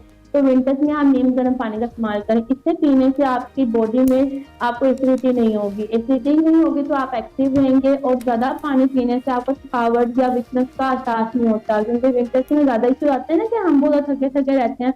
तो डेली बेस पर आप 8 to 10 ग्लासेस पानी पी सकते हैं। इसके अंदर से आप ऑलमोस्ट नीम गर्म पानी भी पी सकते हैं, हम वार्म वाटर कहते हैं। तो 2 to 4 कप आप नीम गर्म पानी पिए, आपकी बॉडी को नीड है इसकी। ठीक है। कुछ लोग अर्ली मॉर्निंग कहते हैं कि पानी का इस्तेमाल करें, अच्छा है क्या? विंटर्स में भी अर्ली मॉर्निंग पानी पीने की रूटीन अच्छी है? और इसके साथ साथ ये जो कार्बोनेटेड ड्रिंक्स हैं इसके बारे में, इसके बड़े साइड इफेक्ट्स पे हम अक्सर बात करते रहते हैं फिजी ड्रिंक्स के हवाले से, दो कि सर्दियों में इसका इस्तेमाल कम हो जाता है। आप बीइंग न्यूट्रिशनिस्ट इसके हवाले से क्या कहेंगी? सबसे पहले मॉर्निंग टाइम जब आप नीम गर्म पानी पीते हैं ना, इससे आपका डाइजेशन बहुत फास्ट होता है। अगर आपको कॉन्स्टिपेशन है या आपको कोई एसिडिटी के इश्यूज आ रहे हैं तो नीम गर्म पानी के 1 to 2 कप पी सकते हैं। अगर आप वेट लूज कर रहे हैं, कोई और काढ़े वगैरह पी रहे हैं, वो भी नीम गर्म पानी की फॉर्म में ही आपकी बॉडी में जाएंगे। फिर उसके बाद है कि सर्दियों में आप बहुत ज्यादा कार्बोहाइड्रेट ड्रिंक्स नहीं टेक करते, लेकिन आप कॉफी का इस्तेमाल ज्यादा करना शुरू कर देते हैं। कॉफी या टी आपके लीवर के लिए नुकसानात की तरफ बॉडी में जा रहे होते हैं, तो जो आपके लीवर को, आपके स्टमक को डिस्टर्ब करते हैं, उन चीजों को कम मिकदार में लेना शुरू करें। प्लेन वाटर पिए, सिंपल पानी, और सिंपल पानी। अच्छा डॉक्टर कीला, अभी आपने खुद भी कॉफी और चाय का जिक्र किया, सर्दियों में आम दिनों के मुकाबले में ज्यादा इस्तेमाल शुरू हो जाता है, और बहुत सारे लोग इसको कहते हैं कि जी पानी की हम कॉफी तो ले ही रहे हैं, पानी का क्या इस्तेमाल करें? तो इसको क्या हम ऑल्टरनेट समझ सकते हैं? और अगर नहीं तो ज्यादा टी कॉफी का इंटेक हमारे लिए क्या खतरनाक भी हो सकता है, दो के it's winter but still? Almost अगर आप 2 to 4 कप पीते हैं टी का तो ये इनफ है, लेकिन इससे ज्यादा लोग पीते हैं। मोस्टली वो बता रहे होते हैं कि मैम हम 6 to 8 ग्लास पानी का, हम पानी की जगह हम टी पीते हैं, क्योंकि हमारी बॉडी को चाहिए होता है वार्म अप, कि हम गर्म रहें।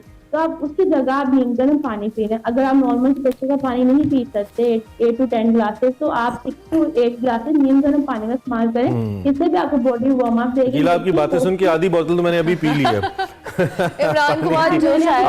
आपने ट्रिगर कर दी मेरी वो चीज। अच्छा, दूसरा ये भी बताइए, पानी की कमी की निशानियां क्या हैं? कौन सी ऐसे सिम्टम्स हैं जो मुझे बताएंगे कि भाई मुझ में पानी की कमी है? जो मोस्ट कॉमन है, जो मैंने बहुत ज्यादा देखा और सुना भी है, जिनको मैंने पूछा भी है कि पानी अगर पानी की कमी बॉडी में आ रही है तो आपको ये साइन शो होता है, आपको गहरे कलर का पेशाब आना शुरू होता है। जब यूरिन पास आउट करते हैं ना आप डेली बेस के ऊपर, तो आपको फील होता है येलो क्यों आ रहा है, बहुत ज्यादा आप थके थके रहते हैं, सर में बहुत ज्यादा दर्द रहती है। ये साइन एंड सिम्टम बहुत कॉमन है विंटर्स में। तो बहुत ज्यादा थके रहना, बहुत ज्यादा नींद आना, फिर उसके बाद आपकी स्किन बहुत ज्यादा ड्राई होना शुरू हो जाती है। मोस्टली तो ये विंटर में इशू होता है, स्किन बहुत ज्यादा ड्राई हो रही है, क्या करें, ऐसा क्या अप्लाई करें? आप अपने इंटरनल इश्यूज को देखें, आप इंटरनल इश्यूज के ऊपर फोकस करेंगे तो आपको पता चलेगा कि चीज की डेफिशिएंसी हो रही है, जिस चीज की कमी है उसको पूरा करें। अच्छा, यूजुअली हमारा चूंकि जिस्म का निजाम अल्लाह ने ऐसा बनाया कि there are certain signals that we receive, I mean जब हमें प्यास लग रही है इट मींस हमारी बॉडी को पानी चाहिए, ऐसा परसीव करते हैं मेरे जैसे लोग कि प्यास लग रही है तो इट मींस आपको पानी चाहिए। बहुत से डॉक्टर्स तो ये कहते हैं कि प्यास के बगैर आप पानी पिए, रूटीन में पिए, लेकिन आप अपने रूटीन के कामों में खासतौर पे विंटर्स के अंदर आपको नहीं एहसास होता कि आपको पानी की तलब हो रही है। तो how to make sure, I mean body तो आपको सिग्नल नहीं दे रही होती, इसका मतलब है फिर बॉडी में पानी की उस हद तक कमी नहीं हो रही होती जैसे समर्स में हो रही होती है, और अगर हम थोड़ा कम भी पानी का तनासुब रखें तो इतना कोई इंपैक्ट नहीं करता हमें? एक बहुत मैं आपको एग्जांपल देती हूँ कि आप सर्दियों के अंदर बहुत ज्यादा आप हीटर के आगे बैठते हैं, अगर आप नॉर्मल पानी पी रहे हैं, आप अच्छा इंटेक करें, हीटर की बॉडी में डिहाइड्रेशन होगी, क्योंकि एक आप हीटर के आगे आपकी बॉडी के आगे हीट जा रही है, तो जिसकी वजह से बॉडी में भी डिहाइड्रेशन होना शुरू हो जाती है। अगर आपको प्यास नहीं लगी, एक पानी की बोतल अपने पास रखें, अपनी रूटीन के साथ पानी को इंटेक करें।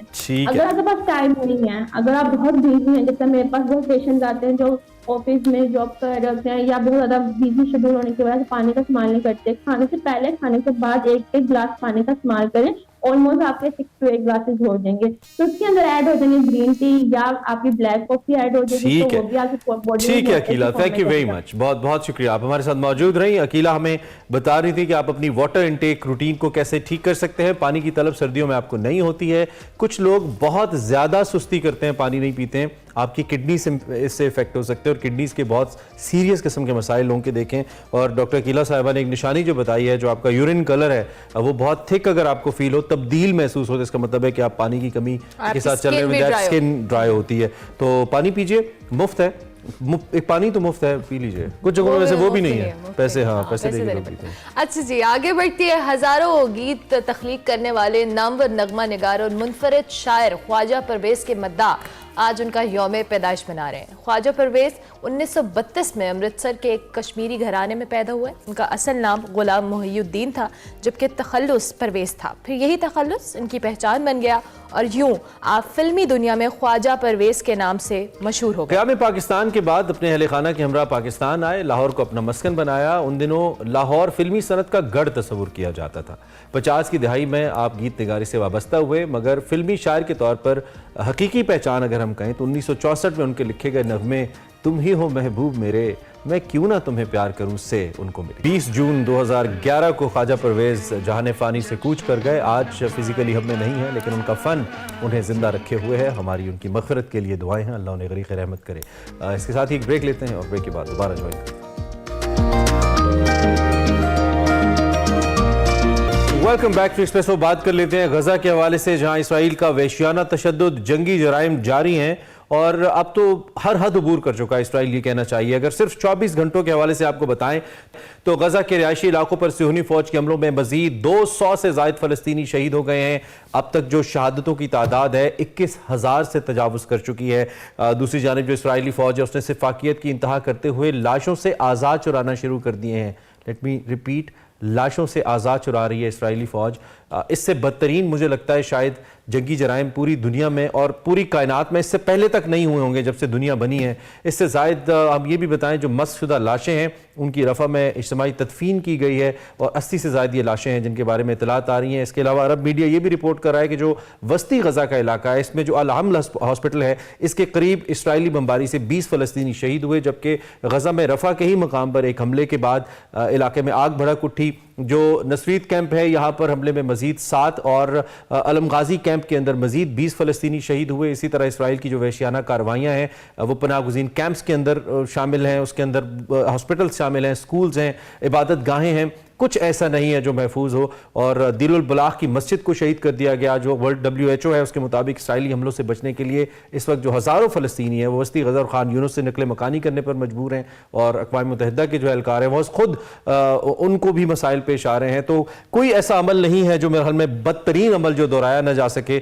हर वो बदतरीन अमल जो हो सकता है वो इस वक्त इसराइल कर रहा है। जंगी जराइम की एक हद है जो तजावुज़ कर चुका है इसराइल, और इस पे सफाकियत की इंतहा ये है कि ये ख़त्म होने का नाम नहीं ले रहे। अब्दुल सत्तार साहब हमारे साथ मौजूद हैं, उनसे हम तज्जिया लेते हैं। बहुत शुक्रिया अब्दुल सत्तार साहब कि आपने हमें ज्वाइन किया।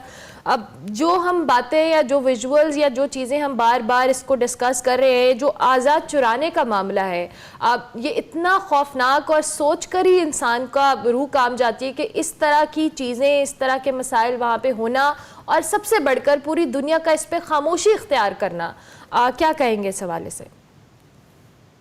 मेरे ख्याल से इंसानी हुर्मत के हवाले से बैनुल अक़वामी कानून है, बॉडीज जरूरत इस। सत्तार साहब आपकी ऑडियो कट रही है, प्लीज अपनी बात को दोबारा से रिपीट कीजिएगा प्लीज, थैंक यू। देखिए, इंसानी हुर्मत के हवाले से बैनुल अक़वामी क़वानीन मौजूद हैं और ज़रूरत समझते हैं कि इस पर बैनुल अक़वामी कमीशन बने।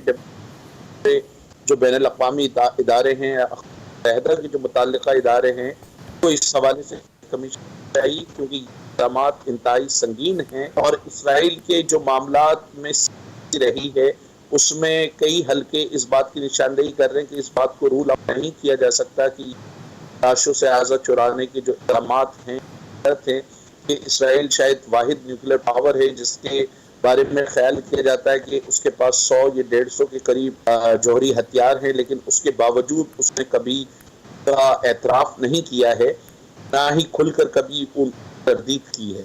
तो जो सीक्रेसी का आलम है उसमें ये बात कही जा सकती है, और उसमें कई हल्के इस बात पर परेशानी का भी इजहार कर रहे हैं कि ये मुमकिन है कि इस तरह आज़ा से, इस तरह जो है वो डेड बॉडी से आज़ा निकाले जा रहे हों।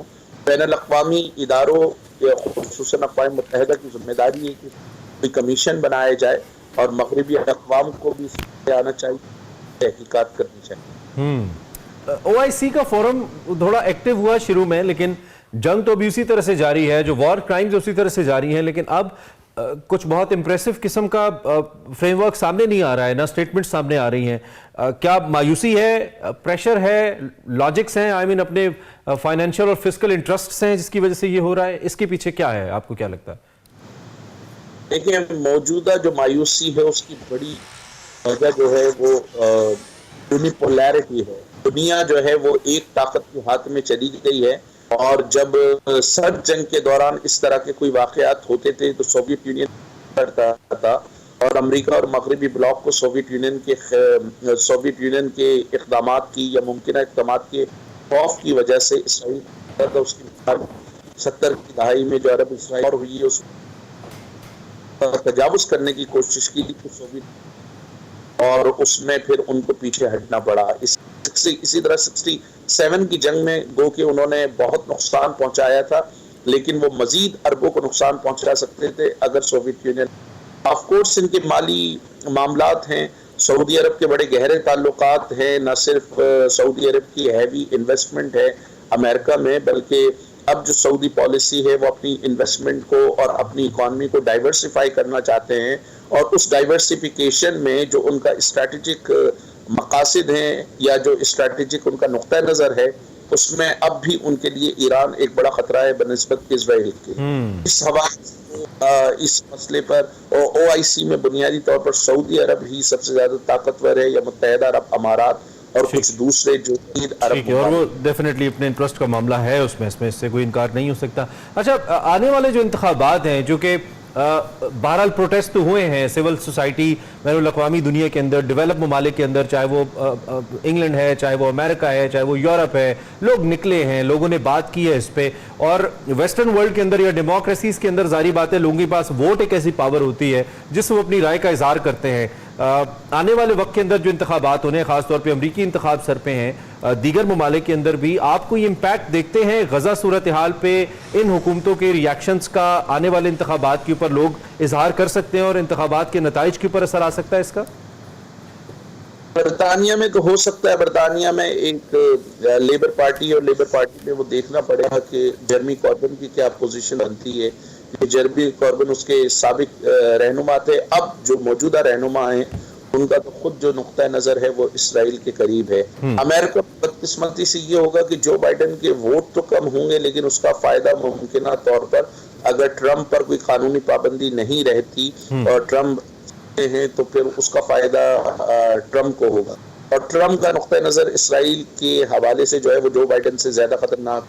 आपको याद होगा जब इसराइल ने ये फैसला किया था माजी में अपना सिफारत खाना भी जो है वो मुंतकिल करने की बात की थी, इजरायली पॉलिसी की बड़ी खुलकर हिमायत की थी। तो खतरा यह है कि अगर ट्रंप इख्तिदार में आ गए तो ये इसराइल की ये हमेशा से ख्वाहिश रही है कि जिस तरह उसने 80 की दहाई में इराकी न्यूक्लियर प्लांट को नुकसान पहुंचाया था, इसी तरह वो किसी भी तौर पर ईरान पे हमला करे और उसका न्यूक्लियर जो फैसिलिटी है उनको नुकसान पहुंचाने की कोशिश। तो के आने में भी मामला बड़े खतरनाक होंगे। इसका मतलब सरदार साहब हम ये रहे कि ये जो लीडरान हैं ये बहरहाल अवाम की जज्बात की तर्जुमानी नहीं करते, चूंकि इनके अवाम तो गजा के अंदर पीस चाहते हैं, वो तो सीज फायर चाहते हैं, चाहे ट्रंप हो या जो बाइडन हो। ये फिर इसका मतलब है अवाम की तर्जुमानी नहीं करते। सो इस इंडिया भी क्लेम करता है डेमोक्रेसी, लेकिन उनका प्राइम मिनिस्टर वो शख्स बनता है जिसपे कई लोगों के कत्ल का इल्जाम साबित है, मौजूद है, उसे बुचर ऑफ गुजरात कहा जाता है। ये दोनों बड़ी डेमोक्रेसी से, मैं अमेरिका और इंडिया का साथ नाम इसलिए ले रहा हूँ। तो इसका मतलब ये है कि ये लीडरान बहरहाल अवाम के जज्बात को रिप्रेजेंट नहीं करते। देखिए, दुनिया में असल हुकूमत अगर आप गौर से देखें तो असल हुकूमत कंपनियों की होती है। दुनिया की तारीख अगर देखें, अमेरिका की तारीख देखें, अमेरिका अगर फर्ज करें कि उसने ग्वाटेमाला में एक हुकूमत का तख्ता उल्टा तो वहाँ पर जो है वो नेशनल फ्रूट्स कंपनी के इंटरेस्ट थे। अगर उसने चिली में आइंदे का तख्ता उल्टा तो वहाँ पर माइनिंग कंपनी अमेरिका की जिनके मफादात जो है मफादात को धक्का लगा था। पहली इराक की वॉर जो है उसमें भी अमेरिकन ऑयल की कंपनी इन्वॉल्व थी और दूसरी इराक की वॉर में भी अमेरिकन की ऑयल कंपनी इन्वॉल्व। 53 में उन्होंने मुसद्दक का तख्ता उल्टा ईरान में, तो एंग्लो ईरानियन ऑयल कंपनी जिसे आप ब्रिटिश पेट्रोलियम कहते हैं वो है। और अभी भी बताया कि पहले भी ब्रिटिश पेट्रोलियम और इसराइल की जो ऑयल और गैस की कौमी कंपनियां हैं वो गजा में जॉइंट वेंचर बना रही हैं। बुनियादी तौर पे दुनिया पे कंपनीज की हुकूमत है और मुसीबत ये है कि ये जो सो कॉल्ड जमहूरी पार्टी हैं मगरिबी दुनिया में ये अपने डोनेशन का एक बड़ा हिस्सा उनसे लेती हैं। तो फिर असल में सारे ये वेस्टेड इंटरेस्ट हैं और मालियाती फवायद हैं, मालियाती दिलचस्पियां हैं जिसकी वजह से ये सब कुछ हो रहा है। ठीक है अब्दुल सत्तार साहब, थैंक यू वेरी मच, बहुत शुक्रिया, आप हमारे साथ मौजूद थे। गजा की सूरत हाल पे बात कर रहे थे। शोहदा की तादाद 21,000 से तजावुज़ कर गई है और कई हज़ार ऐसे लोग हैं जो कि इससे बराह रास्त मुतासिर हुए हैं। अल्लाह से आसानी की दुआ है। हम एक ब्रेक लेते हैं।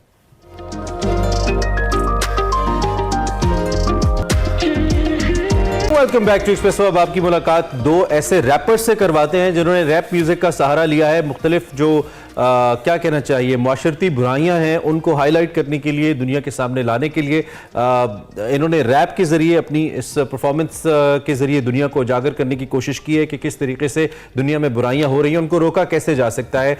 इनका नाम बड़ा इंटरेस्टिंग है। इससे पहले कि मैं फर्दर बताऊं, मैं तो नाम में बड़ा, हमारे साथ मोहम्मद कपरी हैं जो कि स्टेज पे लॉस्ट टॉक्सिक सूफी के नाम से परफॉर्म करते हैं और इनके साथ सिंधी छोकरी हमारे साथ मौजूद हैं, उरूज फातिमा।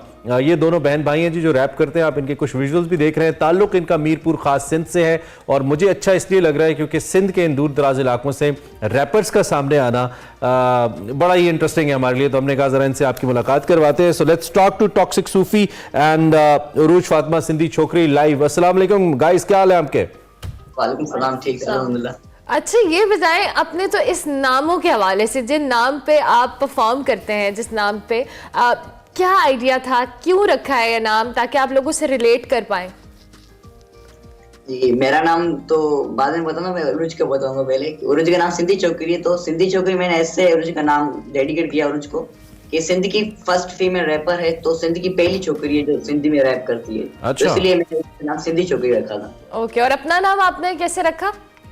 ये आपको समझ में थोड़ा कम आएगा क्योंकि सिंधी में एक थुड़ो होता है, जैसे एक पेड़ होता है दरख्त, उसकी जो पार होती है नीचे वाली जो हिस्सा होता है उसको काट के वो बचता है, तो उसको सिंधी में थुड़ बोलते हैं। तो उसके अंदर जो लॉस जो है, सोल जो है, लोगा ऑफ सोल है, तो पूरा नाम है लोगा ऑफ सोल टॉक्सिक सूफी।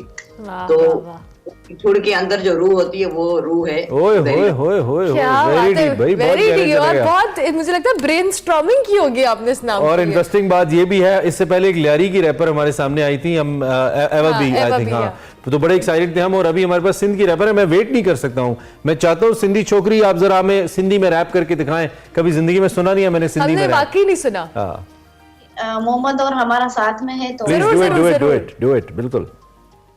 तुखे मुंहिंजे शेर जी न ख़बर आ, मोला खोटी हिते इंसाफ़ जी क़बर आ, हिते सच मरदो आए थींदो आज़ादी जो क़तल आ, रस्ते ते न ॾिस तूं अंदर कलाकार दफ़न आ, इनकलाबी माण्हू पातो कारो हुन कफ़न आ, जुडो हमीरपुर ख़ासि नालो वठी ॾिसजां तूं केर ना काम केर हिते सफल आ, मां ॻाल्हायां थी सच, हिप हॉप जी सकाफ़त आ। मां नया सुपरस्टार, मां आया कलाकार, ई बेजे पैसे ते जीअन मां खुद मुख्तियार, ई रोड जूं ॻाल्हियूं हिते रस्ता बेकार, मिलिया रोड जा पैसा खाइयो साईं पोतार, रूपोश माण्हू असां जीअं दोज़ख में आयूं, कयूं रस्तनि जूं ॻाल्हियूं असां रस्तनि ते ॻायूं, स्टेज ते असां बना ते पिया गुनगुनायूं, ज़ुल्म सहूं असां पर गुनहगार नायूं। वाह वाह वाह, ओहो हो, इंटरेस्टिंग। लेकिन अब मैं चाहूंगी इसका मतलब भी मैं बता। वैसे मुझे तो तकरीबन 80% समझ आ रहा था। मुझे थोड़ा समझ आया, लेकिन हम जरूर चाहेंगे इसका मतलब भी बताएं जरा मोहम्मद, क्या मतलब है एग्जैक्टली? जी जी, जो मेरा वर्स था उसमें मैंने कहा कि मैं सुपरस्टार तो नहीं हूँ बट मैं एक कलाकार हूँ और मैं खुद के पैसे पे जीता हूँ, दूसरों की तरह नहीं हूँ, खुद मुख्तियार हूँ मैं। और मैंने इसके अंदर दूसरा बयान करा कि हमारा एक रोड है जो अभी अभी बना था, वो 1 महीने भी नहीं चला, वो टूट गया फिर से। तो उसके वजह से मैंने कुछ लिखा था, उसके हवाले से लिखा मैंने कि मिले रोड के पैसे जो मिले थे वो साईं बोतार खा गया। मैंने बोला मिले रोड का पैसा खाई वो साईं बोतार। हाँ, साईं तो साईं की करप्शन भी साईं। तो ये तो आप ऐसे सिस्टम को चैलेंज करें वहां पे बैठ के, बड़ी मसाइल हो जाते हैं जब ऐसे लोगों के खिलाफ आप लिखते हैं, क्योंकि वो कहते हैं ना साईं को फिर समझ आ जाती है कि तो मेरी बात हो रही है, तो ये बड़ा मसला हो जाता है। अब मैं भी मीरपुर खास से, तो कोई मुश्किल तो नहीं हुई किसी ने फोन किया हो कि ये क्या लिख रहे हो, ये क्यों बात कर रहे हो ऐसी? जी ऐसी धमकियां मिली और एक क्या बोलते हैं वो हमारी रिपोर्ट भी हुई है। रिपोर्ट भी हुई है? तो उस रिपोर्ट में क्या लिखा है कि आप चैलेंज कर रहे हैं जो वहां पे, और हकीकत बता रहे हैं? जी मुल्क के हवाले से बात कर रहे हैं और गलत बोल रहे हैं। तो आपने क्यों, ऐसा कोई वाकया हुआ कपरी आपकी जिंदगी में या फातिमा जिसकी बात आप लोगों ने, आप दोनों बहन भाइयों ने इस पे लिखना शुरू किया? कोई ऐसी चीज थी जिसने आपको इंस्पायर किया, या सोशल जो एक इम्बैलेंस है सिंध के अंदर जिसकी लोग बात करते हैं, वडेरा कल्चर जिसे कहते हैं, उसने आपको इंस्पायर किया? क्या मसला क्या था? जी सबसे पहले जब मैंने हिप हॉप शुरू करा तो मैं जब भी मतलब हमारे गांव में ऐसे हालात होते थे, यहाँ पे लड़कियों को पढ़ाया भी नहीं जाता था, और ज्यादातर तो मतलब जो होते थे पीरियड्स से होते गर्ल्स के, उन पे भी ज्यादा बात की जाती थी, नफरत होती थी, मतलब बोलते थे कि ये नफरत वाली बात है।